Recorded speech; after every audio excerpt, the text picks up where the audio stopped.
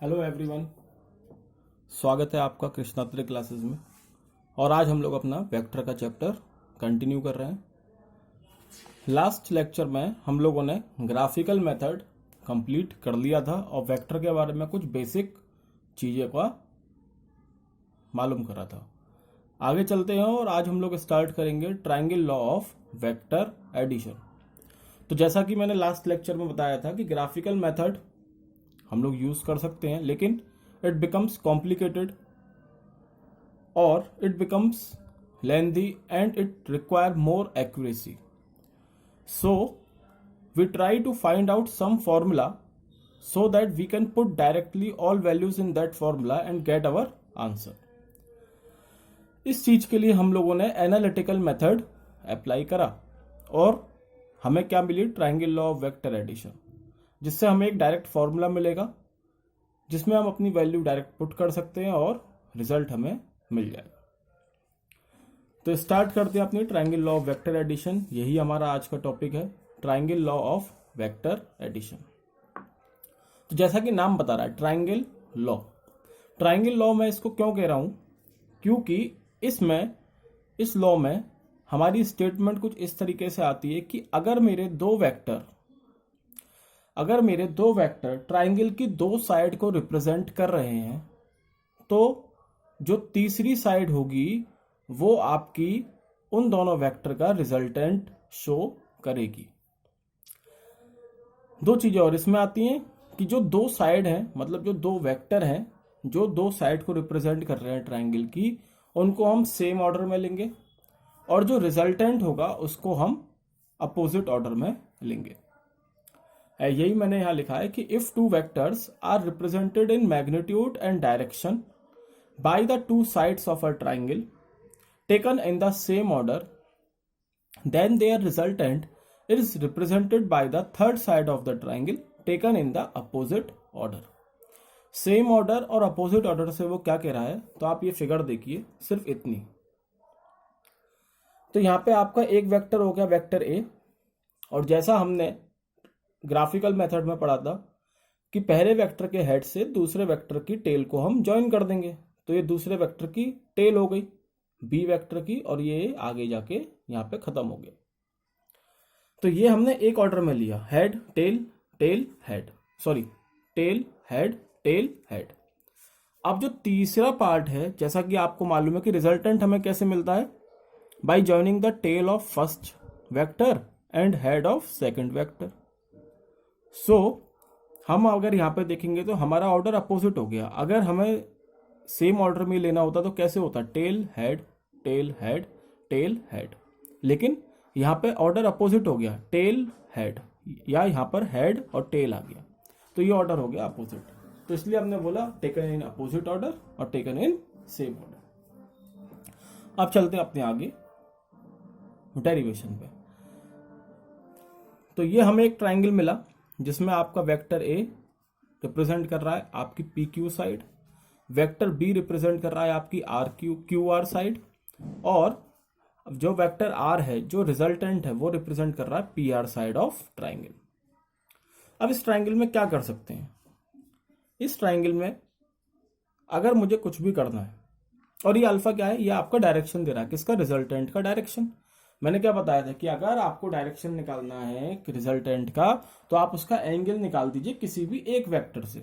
तो यहाँ vector A से जो एंगल बन रहा है वो अल्फा है, ठीक है, ये इसका डायरेक्शन हो जाएगा। अब इसमें हम लोग क्या करते हैं कि मानो कि मैंने ये साइड ट्रायंगल की आगे एक्सटेंड कर दी, ठीक है, और यहां से एक परपेंडिकुलर डाला इस साइड के एक्सटेंडेड साइड के ऊपर, ठीक है, तो ये परपेंडिकुलर हो गया। और ये जो है थीटा क्या है, theta is the angle between two vectors, ये वाला वेक्टर और इस वेक्टर के बीच में जो एंगल है वो कितना है, थीटा बन रहा है, ठीक है। इन दोनों के बीच में जो एंगल है वेक्टर ए और वेक्टर बी के बीच में वो थीटा एंगल है, ठीक। अब इस राइट एंगल ट्रायंगल में हम जाते हैं छोटे वाले में, क्यू आर एस।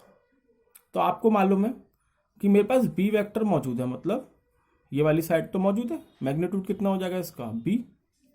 मेरे पास क्या नहीं है, क्यू एस नहीं है और आर एस नहीं है, तो मैं यहां से क्या करूंगा, हाइपोटेन्यूज मेरे पास है, परपेंडिकुलर नहीं है और बेस नहीं है, तो मैंने एक बार निकाला साइन थीटा, जो कि हो गया क्या होता है perpendicular upon hypotenuse R S upon R Q या Q are.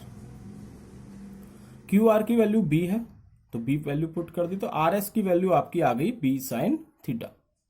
After that we find cos theta from similar triangle, same triangle.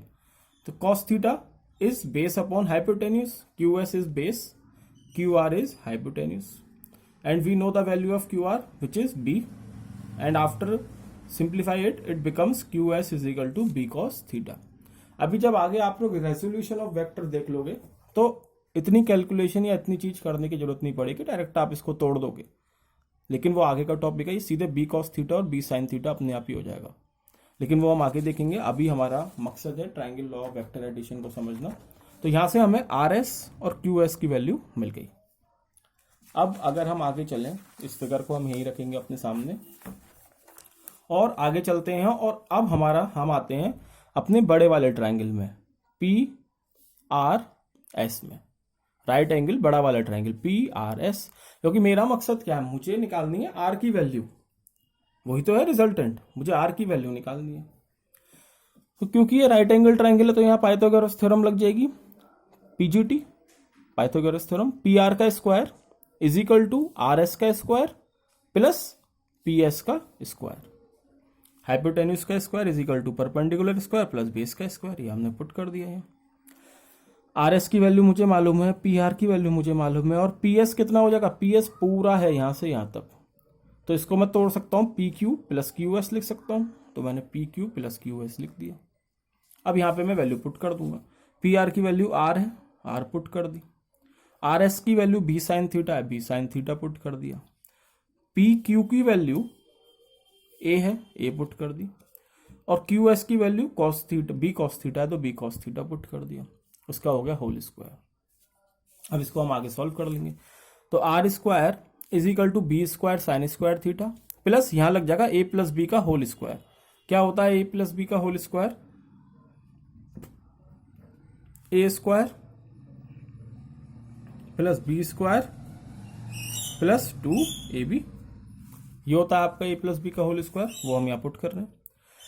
A square plus B square cos square theta plus 2AB cos theta.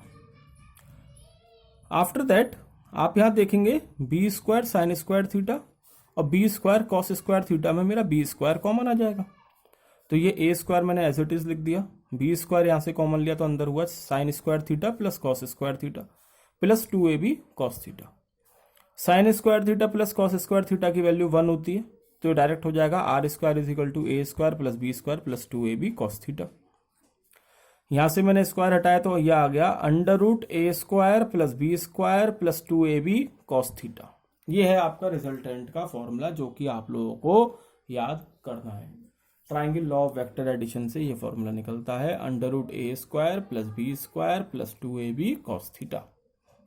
Now we try to find out the direction of resultant. As I told you earlier, to find direction we should know angle, and what is angle here, which is made by resultant with one of the vector is alpha। तो आपका जो resultant है वो कितना angle बना रहा है vector A के साथ, alpha. So here it is alpha, and if I again consider triangle PRS, सो देखो यहां पर मुझे क्या क्या मालूम है, PRS ट्राइंगल में आ जाओ। अब रिजल्टेंट तो मुझे नहीं मालूम होगा ना, मुझे क्या मालूम होंगे, दोनों वेक्टर मालूम होंगे और ये परपेंडिकुलर मालूम पड़ जाएगा क्योंकि ये वेक्टर मुझे मालूम है। तो मुझे यहाँ पे बेस मालूम है इस बड़े वाले ट्राइंगल में और परपेंडिकुलर मालूम है, तो मैं क्या यहाँ पे टेन अल्फा निकाल दूं। टेन अल्फा की वैल्यू क्या होगी, परपेंडिकुलर अपॉन बेस, परपेंडिकुलर क्या है RS और बेस क्या है PS, RS अपॉन PS, और PS को मैं क्या ले सकता हूं, PQ plus QS, PQ plus QS, RS यहां पर ऐसे टेस्ट। RS की वैल्यू है B साइन थीटा, PQ की वैल्यू है A और QS की वैल्यू है B कॉस थीटा। सो हमें डायरेक्शन क्या मिला, tan alpha is equal to B sine theta upon A plus B cos theta. तो ये आपका triangle law of vector addition था। रिजल्टेंट आया √a² plus b² plus 2ab cos theta, and direction आया tan alpha is equal to b sin theta upon a plus b cos theta. और यहाँ पे जो अल्फा है वो किस वेक्टर के संग बना है, वेक्टर a के साथ एंगल बना रहा है, ठीक है, b sin theta upon a plus b cos theta. Now there are some special cases which will look.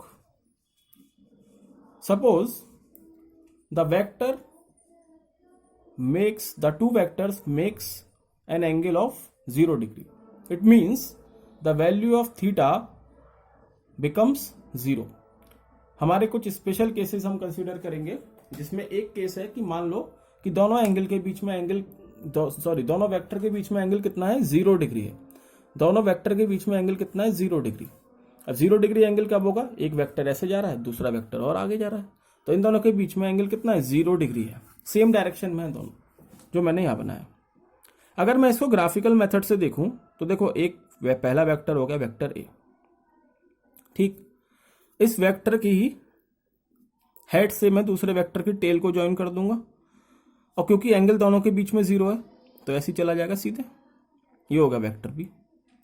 अब अगर मुझे रिजल्टेंट चाहिए तो क्या करना होगा, पहले वेक्टर की टेल से दूसरे वेक्टर की हेड को ज्वाइन करना होगा। वो कैसे ज्वाइन हो जाएगा, ऐसे सीधे। इसका मतलब रिजल्टेंट मुझे क्या मिला, vector A plus vector B. अब हम इसको फॉर्मूले में पुट करके देखेंगे। So the value of theta is 0 here. I put this value in the formula that we have derived, √a² plus b² plus 2ab cos theta. After putting the value of theta here, we get cos 0 is equal to 1, and it becomes √a² plus b² plus 2ab, which is equal to a plus b का whole square. ठीक है, तो ये हो गया a plus b का whole square. इसको under root हटेगा तो क्या हो जाएगा, r is equal to a plus b, यही आ रहा था, r is equal to a plus b। यहाँ हम सिर्फ मैग्नीट्यूड ले रहे हैं, ठीक है, तो r is equal to A plus B अगर थीटा आपका 0 है। सेकंड केस में अगर थीटा आपका 180 हो जाए तो, थीटा अगर आपका 180 हो जाए तो 180 का मतलब क्या है कि अगर मेरा एक वेक्टर इधर जा रहा है वेक्टर ए, तो दूसरा वेक्टर इधर जा रहा होगा वेक्टर बी, अपोजिट डायरेक्शन में, तभी 180 डिग्री एंगल बनेगा। सेम डायरेक्शन में जाता तो 0 बनेगा।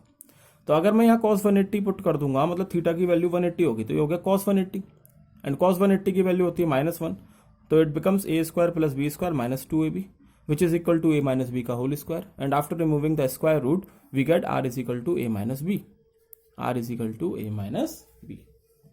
ठीक है, और इस वाले केस में रिजल्टेंट की डायरेक्शन क्या होगी, तो रिजल्टेंट की डायरेक्शन होगी जो वेक्टर आपका बड़ा होगा ना इन दोनों में से, उसकी तरफ इसकी डायरेक्शन हो जाएगी। मानो कि अगर b बड़ा हुआ तो अगर मैं a माइनस बी कर रहा हूं तो रिजल्टेंट मुझे इस डायरेक्शन में मिलेगा, अगर b मेरा बड़ा है, और अगर a बड़ा होगा तो इधर मिल जाएगा। ठीक है, वो डिपेंड करेगा कि a और b में से, दोनों वेक्टर में से कौन सा बड़ा है। ठीक है, now before discussing the next case we should look some trigonometry formula.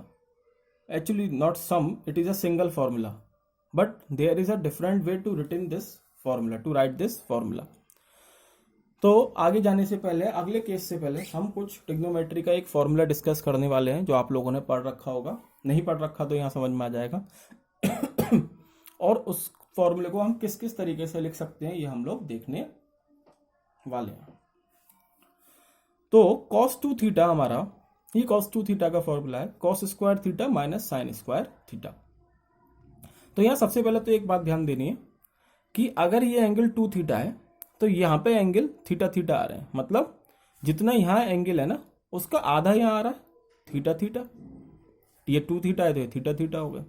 अगर ये थीटा होता तो ये इसके आधा होते, मतलब थीटा का आधा, थीटा बाई 2, थीटा बाई 2। तो मैंने यहाँ पे वही लिखा है, या कह सकते हो कि मैंने एंगल्स को 2 से डिवाइड कर दिया, ऐसे भी ले लो, कैसे भी समझ सकते हैं आप। तो इसको मैं ऐसे भी लिख सकता हूं, cos theta is equal to cos square theta by 2 minus sine square theta by 2। अब इसमें आगे चलते हैं, और cos थीटा, क्या मैं cos स्क्वायर थीटा बाई 2 की जगह 1 minus sine square theta by 2 लिख सकता हूं, क्योंकि हम लोगों ने पढ़ रखा है sine square theta plus cos square theta is equal to 1। अब यहाँ से आप कॉस स्क्वायर थीटा का फॉर्मूला निकालो, कितना आएगा, कॉस स्क्वायर थीटा कितने के बराबर हो जाएगा, 1 माइनस साइन स्क्वायर थीटा, वही मैंने यहाँ लिखा है 1 माइनस साइन स्क्वायर। अब यहाँ थीटा की वैल्यू थीटा बाई 2 है तो थीटा बाई 2 पुट कर दिया और ये हो गया minus sine square theta by 2। सो मैं इन दोनों को ऐड कर दूंगा तो ये हो गया 1 minus 2 sine square theta by 2। इस 2 साइन स्क्वायर थीटा को इधर ले आया, माइनस इस कॉस थीटा को इधर ले गया, मतलब after adjusting the terms it becomes 1 minus cos theta is equal to 2 sine square theta by 2। तो एक फॉर्मूला ये हो गया आपका 1 minus cos theta. 1 minus cos theta कितने के बराबर होगा, 2 साइन स्क्वायर थीटा बाई 2। ठीक है, अब यही सेम फॉर्मूला मैं ऐसे भी लिख सकता हूं कि यहां पर जो मैंने कॉस स्क्वायर थीटा बाई 2 की वैल्यू पुट करी थी ना, इसको ना वैल्यू को पुट करके मैं साइन स्क्वायर थीटा बाई 2 की जगह वैल्यू पुट करूंगा। तो कॉस स्क्वायर थीटा बाई 2 मैंने ऐसे ही छोड़ दिया, माइनस साइन यहां पर है ही, साइन स्क्वायर थीटा बाई 2 की जगह मैं लिख सकता हूं 1 minus cos square theta by 2। अगर इस माइनस को अंदर ले जाऊंगा तो हो जाएगा -1 plus cos square theta by 2, और ये तो यहां पर है, इन दोनों को ऐड कर दूंगा, इस 1 को इधर ले आऊंगा तो ये क्या हो गया 1 plus cos theta is equal to 2 cos square theta by 2। तो दो तरीके आए इसी एक फॉर्मूले से ही। अगर 1 माइनस कॉस थीटा है तो ये हो जाएगा 2 साइन स्क्वायर थीटा बाई 2, और अगर 1 प्लस कॉस थीटा है तो ये हो जाएगा 2 कॉस स्क्वायर थीटा बाई 2। ठीक है, 1 प्लस कॉस थीटा पे होगा 2 cos square theta by 2, minus होगा तो साइन आ जाएगा 2 साइन स्क्वायर थीटा बाई 2। ठीक है, अब हम चलते हैं अपने तीसरे केस की तरफ। अभी तक हमने क्या देखा, अगर थीटा 0 हो जाए, थीटा अगर 180 हो जाए। अब हम कंसीडर कर रहे हैं केस कि अगर मेरे दोनों वेक्टर है ना, उनका मैग्नीट्यूड बराबर हो जाए, जो वेक्टर ए और बी थे वो बराबर हो गए, ए इज इक्वल टू बी हो गया। अगर ए इज इक्वल टू बी हो गया, इसका मतलब मेरा रिजल्टेंट क्या हो जाएगा, अंडर रूट ए स्क्वायर प्लस बी स्क्वायर होता है, बी स्क्वायर की जगह ए आ जाएगा, ए स्क्वायर प्लस 2ab, ए और बी की जगह फिर से ए आ गया कॉस थीटा। तो ये क्या हो, इन दोनों को ऐड कर देंगे तो 2a स्क्वायर हो गया, इन दोनों को मल्टीप्लाई कर दिया 2a स्क्वायर कॉस थीटा हो गया। 2a स्क्वायर को मैं यहाँ से कॉमन ले सकता हूँ तो ये हो गया 1 प्लस कॉस थीटा, और इसलिए ही मैंने ये फॉर्मूला यहाँ डिस्कस करा था, क्योंकि यहाँ 1 प्लस कॉस थीटा की जगह मैं क्या लिख दूंगा 2 कॉस स्क्वायर थीटा बाई 2। ठीक, 2 2 जा 4, A square cos square theta by 2। तो रिजल्टेंट कितना आया 2a कॉस थीटा बाई 2।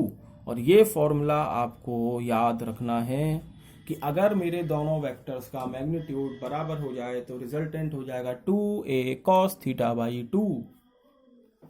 अगर मेरे दोनों वेक्टर का मैग्नीट्यूड बराबर हो जाए तो रिजल्टेंट हो जाएगा 2a cos theta by 2। You should remember this formula, 2a cos theta by 2। अब आप बोलोगे सर फिर 1 माइनस कॉस थीटा पे क्यों मेहनत करवाई थी इतनी, डायरेक्ट यही बता देते। तो 1 माइनस कॉस थीटा भी बन सकता है यहाँ, कब,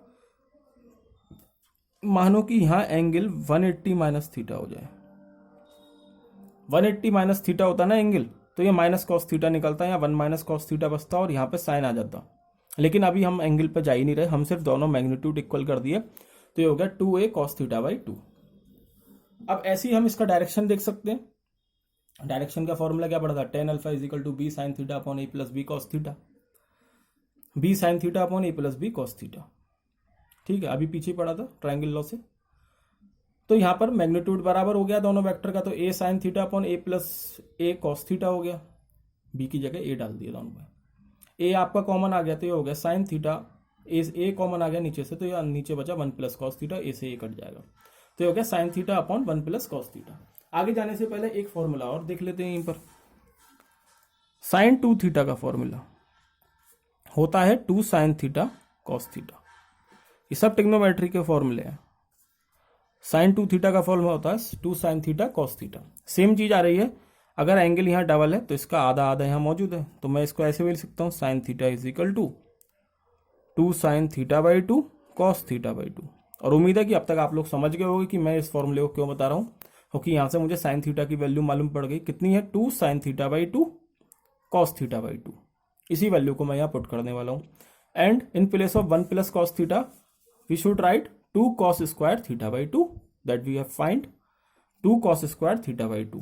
तो after putting these values we get 2 sine theta by 2 cos theta by 2 upon 2 cos square theta by 2। एक कॉस से एक कॉस कट जाएगा, 2 से 2 कट जाएगा, ये हो गया sign theta by 2 upon cos theta by 2 which becomes tan theta by 2। वही फॉर्मूला यहाँ डिस्कस करा हुआ है, ठीक है। तो ये कितना आ गया angle, alpha is equal to theta by 2। देखा, तो ये केस है आपका इंपॉर्टेंट। इस केस में आपको क्या देखने को मिला, अगर मेरे वेक्टर के मैग्नीट्यूड बराबर हो जाते हैं तो मेरा रिजल्टेंट क्या आएगा, 2a cos थीटा बाई 2, और रिजल्टेंट आएगा 2a cos थीटा बाई 2, और जो मेरा एंगल होगा ना वो उन दोनों वेक्टर के बीच में जो एंगल होगा मतलब थीटा, उसका आधा हो जाएगा, उसका आधा हो जाएगा। रिजल्टेंट आएगा 2a cos थीटा बाई 2 और एंगल कितना हो जाएगा, आधा। जो दोनों वेक्टर के बीच में एंगल होगा उसका आधा आपका रिजल्टेंट का डायरेक्शन या एंगल हो जाएगा, ठीक है। अब हम एक क्वेश्चन देख लेते हैं। क्वेश्चन है कि अगर vector a plus vector b vector c के बराबर है और and a square plus b square c square के बराबर है, तो हमें प्रूव करना है कि vector a and vector b एक दूसरे के परपेंडिकुलर होंगे, मतलब थीटा 90 है ऐसा निकालना है, तभी तो हम कहेंगे कि दोनों परपेंडिकुलर हैं, वेक्टर a और वेक्टर b। तो देखो vector a plus vector b is equal to vector c दे रखा है, मतलब इन दोनों का रिजल्टेंट है सी वेक्टर।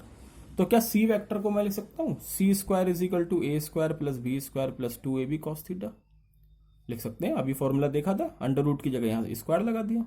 अब ए स्क्वायर प्लस बी स्क्वायर मुझे सी स्क्वायर के बराबर दे रखा है, तो मैंने यहाँ सी स्क्वायर वैल्यू पुट कर दी, सी स्क्वायर से सी स्क्वायर कट गया, तो ये हो गया 2ab cos theta is equal to 0। ये ए बी भी इधर चला जाएगा तो cos थीटा 0 हो गया। cos थीटा 0 कब होता है, जब 90 होता है, तो थीटा आपका 90 आ गया। ये बता रहा है कि दोनों वेक्टर मेरे एक दूसरे पर परपेंडिकुलर है, और यही हमें प्रूव करना था, ठीक। नाउ द नेक्स्ट इज, अभी हमने देखा एडिशन ऑफ वेक्टर, दोनों वेक्टर का एडिशन करा था हमने। अब मैं आ रहा हूं सब्सट्रैक्शन ऑफ वेक्टर पे। तो देखो आपको बुकों में डायरेक्ट फॉर्मूला लिखा मिल जाएगा। सब्सट्रैक्शन ऑफ वेक्टर में क्या होता है कि माइनस लगा दो यहाँ, अंडर रूट ए square plus B square minus 2ab cos theta.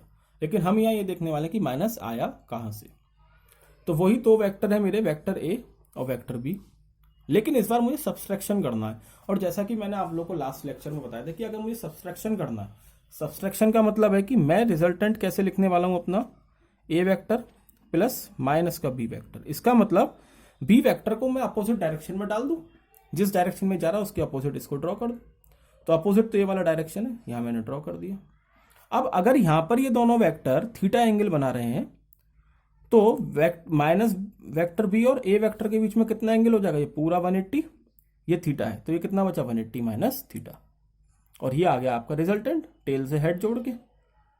अब सिंपल है, फॉर्मूला हमें मालूम ही है, under root A square plus B square plus 2ab cos theta, but here theta is 180 minus theta.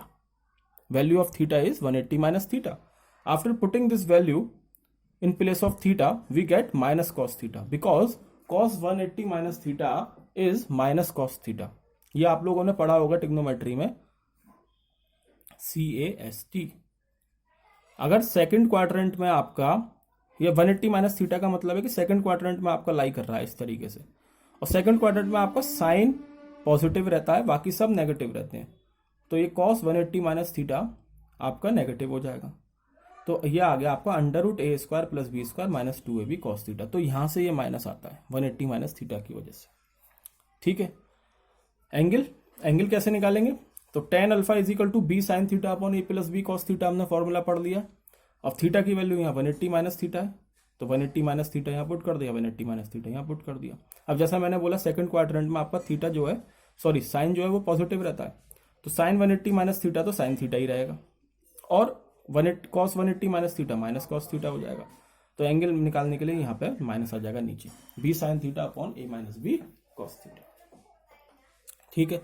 ये आपका हो गया सब्सट्रैक्शन ऑफ वेक्टर। आगे चलते हैं कि अगर मुझे किसी वेक्टर में जीरो रिजल्टेंट निकालना हो तो मैं कैसे निकालूंगा। अब इसमें दो केसेस हैं, या तो आपको दो वेक्टर गिवन हो या आपको तीन वेक्टर गिवन होंगे।